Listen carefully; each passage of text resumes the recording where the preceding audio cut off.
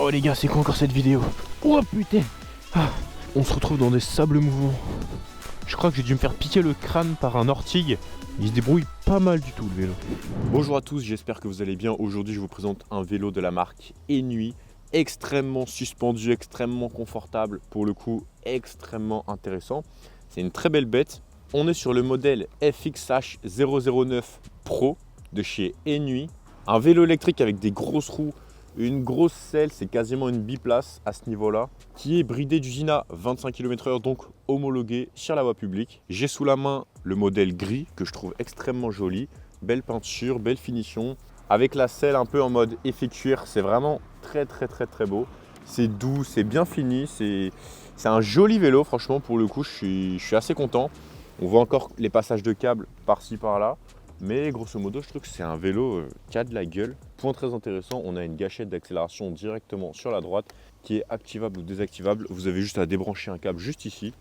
Très facile à faire, vous le faites à la main, bam, et ensuite vous pouvez la désactiver. Ça peut être intéressant si certains veulent rouler uniquement en mode assistance musculaire ou s'il y en a qui veulent rouler en mode scooter, comme ça quoi. En gros, full gâchette, comme un scooter électrique. Comme d'habitude, dans cette vidéo, on va parler caractéristiques techniques, performance, présentation du véhicule. Ensuite, on va faire l'essai en conditions réelles, conditions off-road, conditions tout-terrain. Et pour finir, je vous dirai ce que j'en pense concrètement. Je vous dirai si c'est un vélo qui est fait pour vous, si c'est un vélo qui est fait plus pour la ville, pour la campagne, pour s'amuser, qui est assez puissant pour le tout-terrain, etc. Le but, c'est tout simplement de l'apprivoiser et de vous dire ce que j'en pense le plus concrètement possible. Comme d'habitude, si ce vélo vous intéresse, vous pouvez le trouver directement dans la description de cette vidéo. Je vous mettrai un lien pour le commander sur Geekbuying. Donc si vous voulez l'acheter, n'hésitez pas à passer par le lien qui est dans la description de cette vidéo. Moi, je touche une petite commission et ça permet de financer la chaîne. Après, c'est pas pour autant que je ne vais pas être objectif, car de toute façon, que vous achetiez ce vélo ou un autre que je présente sur ma chaîne, dans tous les cas, moi, ça ne change pas grand-chose pour moi. Vu le nombre de véhicules que je présente sur ma chaîne YouTube, vous allez forcément trouver votre bonheur, donc autant être le plus sincère possible sur chaque véhicule que je présente. Comme ça, vous pouvez regarder toutes mes vidéos, vous faire votre propre avis. Et vous allez voir, sur certains véhicules, les critiques sont assez salées. On est à ça du procès sur certaines vidéos. Je vous le dis, je mâche pas mes mots. Bref, on est sur une batterie amovible comme sur tous les vélos électriques. Donc je vais vous faire la petite démo. Voilà. Comme vous pouvez le voir, on a un petit on-off ici pour vraiment couper la batterie. Voilà, ça peut être une fonctionnalité intéressante, c'est pas non plus indispensable, mais c'est là. Ici, on a le petit cache pour pas que l'eau rentre, le port de charge. Vous pouvez directement brancher la batterie quand elle est sur le vélo ou alors la sortir et la charger indépendamment. Bon, après, c'est classique, là on a un verrouillage avec clé. Donc quand vous verrouillez la batterie, ça va vraiment la verrouiller au vélo. Et pour finir, on a un petit truc sympa ici. Alors ça, c'est du grand kiff. Une petite prise USB type A. Donc là, autant vous dire que votre batterie externe, bon, elle fait la taille de ma cuisse. Donc autant vous dire que là, vous n'allez pas manquer de batterie. Tant que vous avez votre vélo électrique avec vous et votre câble, là, vous inquiétez pas, vous êtes bien. Vous pouvez partir 2-3 semaines en vacances sans prendre le chargeur, juste la batterie et le câble. Voilà, c'est assez énorme, c'est une grosse batterie quand même. On est à 720 Wh de capacité. On est sur une batterie de 48 volts, donc on va avoir un peu de puissance, ça fait plaisir. 15 ampères-heure de capacité. Et juste ici, vous avez l'indication du pourcentage, on va dire. Vous appuyez longtemps et vous voyez combien de batterie il vous reste dans votre batterie de vélo électrique. Donc premier point batterie, pour moi c'est validé. On a le petit port USB type A pour charger votre smartphone, votre ordinateur. Pour moi, ça c'est du gros point bonus. C'est vraiment sympa comme ça. Vous faites vos déplacements du quotidien, vous allez au taf, vous allez au café, rendez-vous professionnel. Vous faites tout en vélo. Et là, tu te dis, ah merde, j'ai plus de batterie sur mon ordi. Tu prends ton vélo, tu charges. Et c'est une batterie tellement énorme que, t'inquiète pas, avant de la vider, tu peux faire quelques sessions de deep work bien intensifs. Même si tu fais du montage vidéo, exportation 4K, que tu es en 4G, machin, tu as quand même vraiment le temps avant de la vider la batterie, t'inquiète pas. En parlant de la batterie, on a un temps de charge de 0 à 100% d'environ 7 heures, ce qui est vraiment la norme sur ce type de batterie. Donc comme je vous l'ai dit dans l'intro, le vélo est bridé à 25 km/h d'origine, mais vous pouvez le débrider. On est sur un moteur de 750 watts, on est sur une batterie de 48 volts, donc j'imagine que vous pourrez titiller les 50 km/h avec ce vélo électrique. On a un dérailleur Shimano juste ici avec 7 vitesses. La charge maximale autorisée sur le vélo est de 150 kg et on a une autonomie de 50 km si vous roulez uniquement à la gâchette, donc uniquement en électrique, comme une trottinette électrique ou comme un scooter. Vous montez dessus, vous accélérez, vous pédalez jamais. Là, vous avez une cinquantaine de kilomètres en théorie. Par contre, et c'est là que ça devient vraiment impressionnant, Si vous y allez en mode assistance électrique, donc sans toucher la gâchette, mais en pédalant vous-même, assisté du moteur qui se situe dans la roue arrière, là vous pouvez monter jusqu'à 96 km d'autonomie. C'est une valeur théorique, mais c'est quand même énorme. Au niveau du freinage, on a des freins à disques mécaniques avec des gros disques de 160 mm. Le freinage est-il efficace ou pas? On va le vérifier ensemble, parce que des fois même les freins hydrauliques ça freine moins bien que pas mal de freins mécaniques. C'est assez curieux, mais c'est comme ça, donc on va vérifier ça en conditions réelles. Le vélo pèse quand même son petit poids, 35 kg. Voilà, ça commence à faire pour un vélo, 35 kg, c'est vraiment assez important comme masse. Surtout qu'on est sur une machine monomoteur. Donc imaginez un peu la masse du truc. Si c'était un vélo bimoteur, on serait dans les 42 kg, voire même un peu plus peut-être. Et s'il y avait une double batterie, double moteur, on serait à 45 kg. Bon ok, ça serait un beau petit monstre, mais quand même, ça commence à peser. Le plus impressionnant sur ce vélo, le plus agréable, c'est les suspensions. Clairement, tout à l'heure, j'ai roulé à fond sur des pavés. J'ai rien senti. Genre même des pavés, quoi. Parfois, on a des suspensions qui rebondissent comme ça. Mais les pavés ne font pas un choc assez important pour déclencher la suspension, du coup ça vibre. Là en l'occurrence avec les grosses roues, avec les suspensions, je me suis senti vraiment extrêmement confortable, même sur des pavés à 25 km/h. Les suspensions clairement ça a l'air d'être au top, donc ça c'est un très bon point, et le vélo est très suspendu, très confortable. On a des clignotants uniquement à l'arrière, je vais vous montrer un petit peu ce que ça donne. Gauche, droite. Voilà, c'est mieux que rien, mais c'est pas non plus les meilleurs du monde parce qu'on n'en a pas à l'avant. C'est un peu dommage. Ça aurait pu être super sympa qu'on en ait à la fois derrière et devant. Sur le guidon, on a bien sûr deux poignées de frein. On a les commodos à gauche pour activer ou désactiver les clignotants. Le klaxon. On a le bouton pour monter les modes de conduite, baisser les modes de conduite. On a un petit bouton on-off juste en dessous. Sur la droite de ce commodo, on a un bouton pour allumer ou éteindre les lumières et un bouton pour afficher les différentes informations disponibles sur l'écran. Sur la droite, on a les commandes pour passer les vitesses, la gâchette d'accélération qui est retirable et la deuxième poignée de frein tout simplement. Les poignées sont semi-ergonomiques, je dirais, elles sont confortables sans non plus sortir du lot, elles sont plutôt classiques mais font le taf. Et la position de conduite est franchement pas mal du tout. Alors là, je me suis mis en mode assistance 0, je me mets en mode 5 et voilà, là ça démarre. La position de conduite est franchement sympa. Ce que j'adore sur ce genre de vélo, c'est qu'on a un feeling de moto avec ce genre de selle. Ça, c'est très très agréable, c'est très appréciable. J'aime énormément. J'aime beaucoup plus d'ailleurs que les selles traditionnelles. On se sent beaucoup mieux, tout simplement.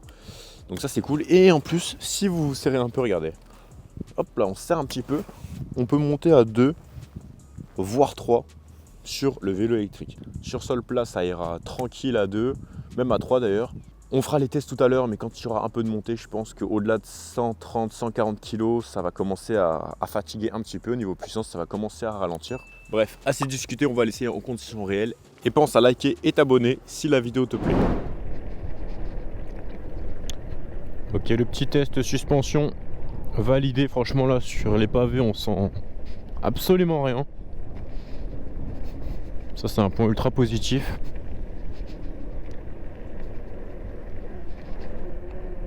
Ultra positif, on est sur un nuage. Bon, pour l'instant, ce qu'on peut dire, c'est que le vélo est très confortable. Il se conduit avec assistance ou sans, ça c'est intéressant. La selle est confortable en soi, et en plus on a des bonnes suspensions. Donc quand il y a des aspérités, franchement c'est bien lissé, c'est très confortable. Ça c'est le premier point positif. L'écran central, bien, bonne taille, lisible, efficace, toutes les informations. Au niveau du freinage, on est pas mal pour du frein à disque mécanique. Pas mal du tout.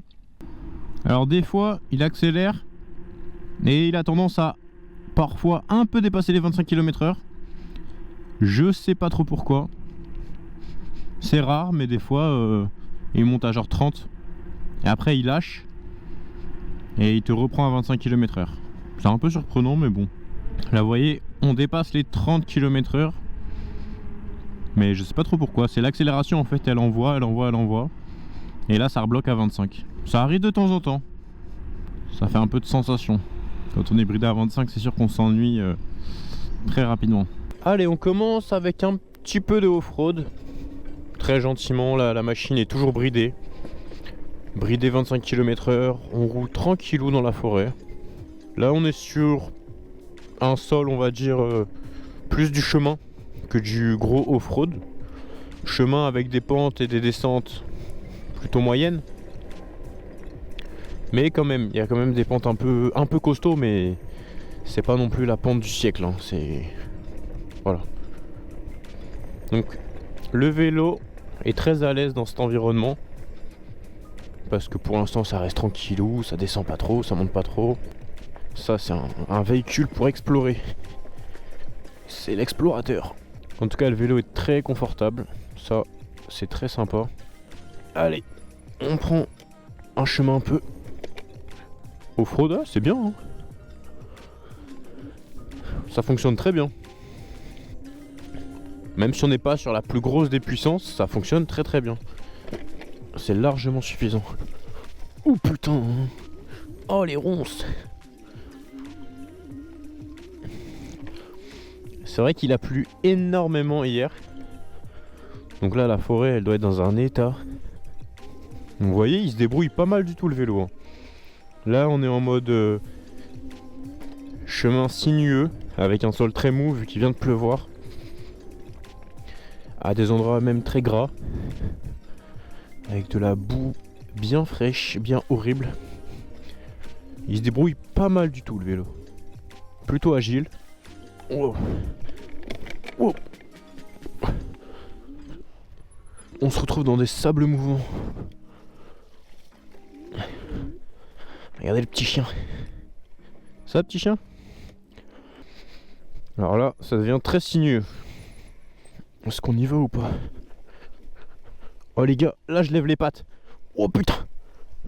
Aïe. Oh putain, je me suis embourbé les gars. Oh putain. Oh il y a des orties. Ah il y a des orties de partout les gars. Ah je fais encore des dingueries moi. Okay. Alors là ça va être l'heure du demi-tour. Ah. C'est les ronces ou les orties. Vous choisissez quoi? Dites-moi dans les commentaires s'il faut tomber dans l'un ou l'autre. Vous choisissez team ronce, team ortie. Moi je pense que je prends team ronce parce que ortie j'ai fait une fois. Je suis tombé dans un champ d'ortie. J'ai eu très mal. Ouf. Ouf. Ah, faut pas que je perde mon phone non plus, c'est pas l'idée. On sort de ce pétrin. Allez. Ouf. Oh. Oh putain, regardez les sorties. Ouf. Oh les gars, c'est quoi encore cette vidéo? Oh putain. Ah. Oh j'ai glissé. Ouf. Ah je vais m'en aller de cet endroit démoniaque. En tout cas, très agile ce vélo. Une puissance qui permet de faire pas mal de déplacements, notamment en off-road. On sent que c'est là où... Ah le sol est tellement affreux. On sent que c'est ce pourquoi il a été fait, plus côté off-road, côté chemin. Faudra faire gaffe hein, parce que c'est pas non plus le plus puissant des vélos. Donc si vous êtes lourd, plus de 90 kg, ça va être un peu just. Après moi je fais 80-85 kg équipé. Voilà, ça se passe quand même très bien.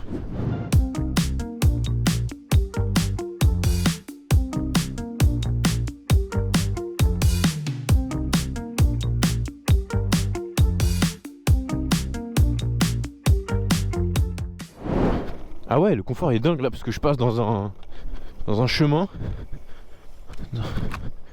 Je passe dans une pelouse. Mais franchement le confort est très bon. Là on prend de la montée. Vous voyez, ça sera pas un vélo off-road radical. Ça sera un vélo off-road modéré. Donc si vous voulez faire comme moi des sauts, du off-road absolument radical, je vous recommanderais plutôt un vélo électrique bimoteur, mais vraiment en mode radical hein. Si vous êtes en mode retraité, je veux juste faire des balades en forêt, un peu comme ça quoi, quand ça roule bien, ça suffit largement un vélo comme ça, pour les personnes de 80 kg et moins. Après le off-road radical, c'est sympa aussi hein. Pour ça il vous faut du vélo bimoteur. Donc personnellement j'ai testé le Giotte F26. Très bon vélo, 1400 €.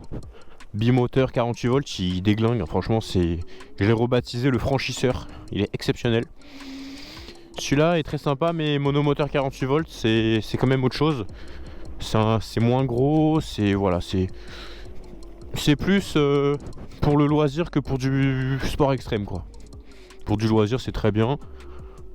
Mais si vous voulez faire ça toutes les semaines et vraiment progresser et faire des trucs de plus en plus radicaux, il vous faudra plutôt un bimoteur, voire même du 52 volts. J'en ai un en tête là, le Reedstar bimoteur en 52 volts. Alors lui, je pense qu'il va vraiment déglinguer. Parce qu'on est sur du bimoteur en 52 volts. Et un form factor que j'adore, car j'ai déjà essayé la version en dessous monomoteur 48 volts. Et celui-là, je pense que ça doit être l'un des meilleurs bimoteurs actuellement sur le marché pour le off-road radical et pour le kiff, hein. Il a l'air vraiment exceptionnel. Et il coûte entre guillemets que 1600 €. Ce qui est un budget, hein, mais pour un vélo électrique bimoteur 52 volts, c'est très raisonnable. C'est très raisonnable. Allez, on continue la balade. Là, je suis en mode full accélérateur, pas d'assistance. Bon, je vais en faire un peu quand même. Je crois que je me suis fait piquer le crâne. Putain, je crois que j'ai dû me faire piquer le crâne par un ortigue. Il est rentré dans le casque. J'ai des picotements. En tout cas, le vélo est confortable, il est plaisant à conduire. Ça, je vous le confirme, on est vraiment bien dessus.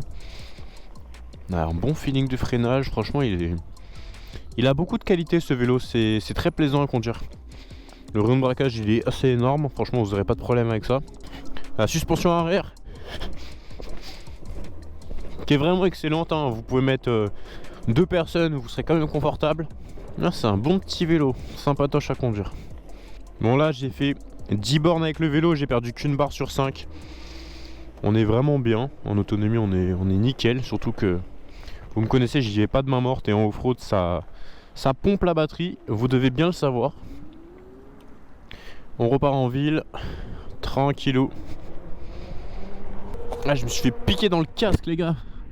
Je me suis pris un ortie dans le crâne. Infernal. Personnellement, j'aime bien ce vélo, il est intéressant.